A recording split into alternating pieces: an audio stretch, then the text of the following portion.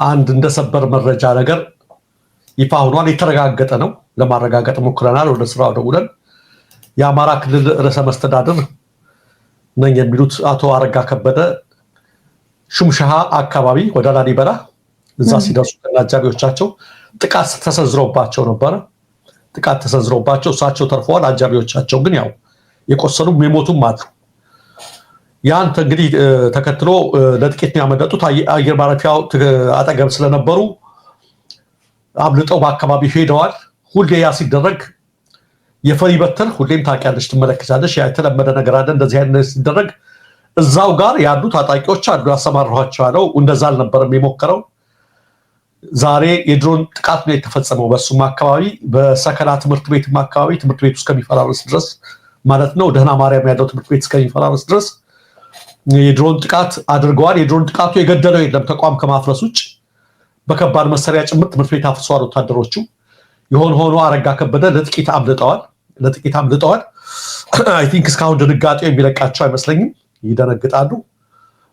እሳት ውስጥ ነው የከተቷቸው። ከቴዎድሮስ ትበልጣለህ፣ ከምኒልክ ትበልጣለህ እያሉ አብይ እንደዛ ነው ያደረጓቸው።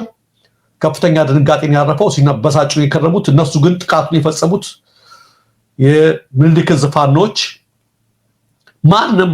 ማንም የብልጽግና ባለስልጣን አገልጋይ በነፃነት አይንቀሳቀስም። በቃ በነፃነት የሚንቀሳቀስበት ምክንያት ሊኖር አይችልም። ሁሌም የተለያየ ነገር የተለያየ መረጃ ይናገራሉ። ክልሉን ይህን ያህል ተቆጣጥረነዋል ይላሉ። ሰላም ለመሆኑ ወይም ማሸነፋቸውን ለማሳየት በስንት መከራ ተጨንቀው ምን ብለው የዓመት እቅድ ይዘው አብይ አህመድ ጎንደር ደርሰው ይመጣሉ። ጎንደር ደርሰው ከመጡ በኋላ ቪዲዮ ይለቀቃል ሳይነገር ማለት ነው። ከዛ ካድሬዎቻቸው ሰበር ዜና ይኸው ፋኖ የታለ አብይ አህመድ ጎንደር ደርሰው መጡ የሚል ነገር እንደ ትልቅ ነገር እንደ ትልቅ በቃ ሲያሰራጩት ይከርማሉ ማለት ነው። እንግዲህ አብይ አህመድ ጎንደር ደርሰው መጡ የተባለው ሳምንት አይሞላውም። ሁላችሁም ከተመለከታችሁት በዚህ ጊዜ ውስጥ ነው በአረጋ ከበደ ላይ ይሄ እሳት የነደደው። አጠቃላይ ያለው ውጥረት በክልሉ በዚህ ሁኔታ የት እንደሚደረስ ምን እንደሚደረግ የምንመለከተው ይሆናል። አጠቃላይ ውጥረቱ እየተባባሰ መጥቷል። ይህን ተከትሎ ሌሎች አውደ ውጊያዎችም በሌሎች ቀጠናዎች እንደቀጠሉ ናቸውና የአረጋ ከበደ ነገር እያወራን ያለ ነው። ምንም ትናንት ቢዘገብ ዛሬም ይሄን ነገር ያነሳሁት ተመልካቾቻችን ያለውን ነገር እንዲያስተውሉትና ኢቭን የቆየ ነው አይባልም። አረጋ ከበደ ራሳቸው ከድንጋጤ ገና አለቀቃቸው። ስላለቀቃቸው በዚህ ሂደት ውስጥ እያለን ነው ያወራ ነው። ዛሬ የተሰማው ሌላውና የዘገብነው ከስፍራው አረጋግጠን ለገጣፎ የሚገኘው አዲስ አበባ ወታደራዊ ካምፕ ነው። ተኩስ ተሰምቶ ነበር ትናንትና ለአንድ ሰዓት የዘለቀ በወታደራዊ ካምፕ ውስጥ የተፈጠረ ተኩስ አለ። ትልቅ ዜና ነው። ከፍተኛ ድንጋጤ ተፈጥሮ ነበር። ለገጣፎ ከአዲስ አበባ ትንሽ ወጣ ብሎ ያለ አካባቢ ነው። በዚህ ወታደራዊ ካምፕ ጋር የእርስ በርስ በመከላከያ አባላት መካከል የተደረገ ተኩስ ምክንያቱ ምንድነው? ወደ ወሎ እንደገና ወደዚህ ወደ ሰሜን ወሎ ያለበት 94ኛ ክፍለ ጦር ኮር የመከላከያ ሰራዊት እንዲጓዙ ትዕዛዝ ወርዶ ነበር። እነሱ ለጉዞ መከላከያ መኪናዎች ኦራሎች ተደርድረው ለጉዞ እየተዘጋጁ ባለበት ሰዓት ነው እንግዲህ ሌላ ተጨማሪ ኃይል ከኦሮሚያ የመጣው። ከኦሮሚያ የመጣው ኃይል የመከላከያ ልብስ ለብሶ አብሯቸው ሊጓዝ በሚልበት ጊዜ እንግዲህ ሁሉንም በአንድ ላይ አጨፈልቂ የመረራቸው ጀግኖች አሉ፣ እውነተኞች አሉ። ይሄ ነገር ኦሮሚያ ልዩ ኃይል በመከላከያ ስም እየተገባ ነው እየተባለ ስማችን እየጠፋ ነው። በትክክል እኛ ቁጥራችን ባላነሰበት ሁኔታ በቂ የሰው ኃይል ባለበት ሁኔታ ለምንድን ነው የመከላከያ ልብስ እየለበሱ የሚሄዱት? ከሄዱ የራሳቸውን ልብስ ለብሰው ይሄዱ። የእኛን መለዮ እንዲለብሱ በመከላከያ ስም እየተደረገ የሚደረገው ነገር ለተቋሙ ክብር ጥሩ አይደለም፣ ስማችንንም ያጠፋል የሚል ጥያቄ ነው የተነሳው። እዛ እንግዲህ ይህን ተከትሎ ነበር አለመግባባቱ የተከሰተው። ይህን ተከትሎ አለመግባባቱ እያየለ በሚመጣበት ሰዓት ላይ ከእንትናችን ውጭ ያለ ተቋም በእኛ ስም የሚሄድ ከሆነ እኛ ለጌታ አንሄድም የሚሉ ነበሩ።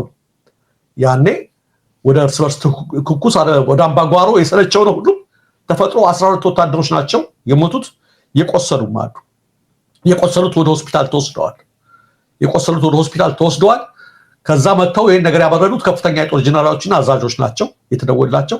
ነገሩን ካረጋጉ በኋላ ጥያቄ አንስተዋል፣ አመጽ አስነስተዋል ያሉትን ወደ ወታደራዊ እስር ቤት እንዳጋዟቸው ተሰምቷል። ይሄ እንግዲህ ሰሞኑን እንደምትመለከቱ እንደተሰማው በአማራ ክልል በርካታ የኦሮሚያ ልዩ ኃይሎች ወታደር ናቸው እየተባሉ የመከላከያ ልብስን እየለበሱ እንዲገቡ የተደረገበት ሁኔታ ነው ያለውና ከዚህ አኳያ ነው ምናልባት ከዚህም ጋር የተገናኘ ይሁን እርግጠኛ አይደለንም። በከፍተኛ የሆነ ፍተሻ በሁሉም አቅጣጫ አዲስ አበባ ላይ በሮች ላይ ከፍተኛ ቁጥጥር ፍተሻ ታዟል። እንግዲህ መመሪያ ወጥቷል።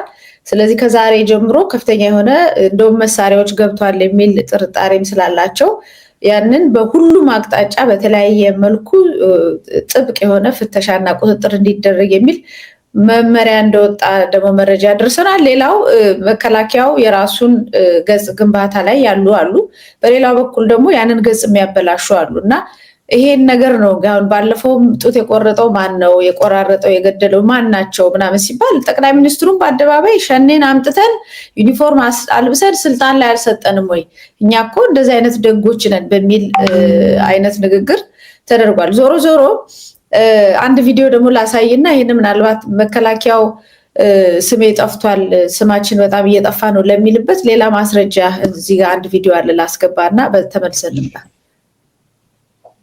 እንግዲህ መንግስት የላከው አካል ህዝብን ሊያረጋጋ እንጂ ጅንጀሮ ጦጣ ነው ሊወሰድብን። ጅንጀሮ ጦጣ ነው ቤት የምትሄድ ነው በሙሉ አርሶ አደር ላይ ቀፎ ነው ማለመው እርሻ ነው ማለመው።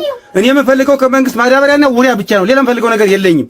እማለመው ከተዘጋ ቤት የመጣው ይኸው ባለቤት የማለች ደብድበው ጠበንጃም ጥየው ሲያንከራቸው ነው ንብረቴን በሙሉ እንዲያደርገው ዘርፈው በሙሉ ጨርቄ ንብ ማነብባት ንባና ቢኔ ቀፎጄ ነበር። ይቺ ብቻ አስተምጥቀር ሙላውን ዘውትሯል ልብስ በሙሉ ተወርሻለሁ። አንድም ንብረት ሀብት የለኝም። የምትሄድ ነው ወለል ሁላ አንድም የለም። የመንግስት አካል ያደርጋል እንዴት መንግስት ላይ ካለ ጦጣ ጅንጀሮ ሰጥቶ ህዝቡን ያስበላው። እኛ የት እንደምንደርስ ግረው ገባን፣ ተዘረፍን።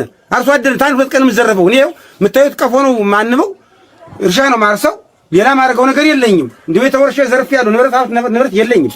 የማ ጠበንጃ አምጪ ክላሽ አለው ክላሽ ነው ያለው ድብቅ ክላሽ አሉኝ።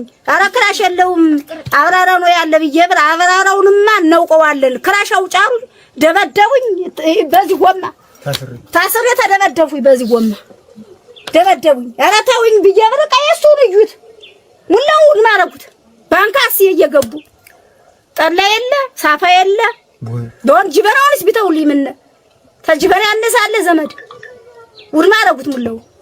እኔ የምናገረው እንግዲህ አለማ ኢትዮጵያ ስትኖር በአንድ ሆኖ አጥቅማንቶቻችንም ሲኖሩ አንድ ኢትዮጵያ ተብላም ትኖር ነገር ተብሔር ብሔር ከፋፍሎ ከአማራ ነው ይያላ አማራ ጠልነትን የሚያሳየው ከዚህ ከአርሶ አደር ቤት ነው።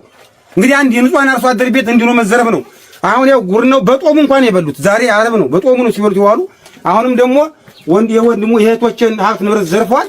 በሬ ምርት ተወግደዋል።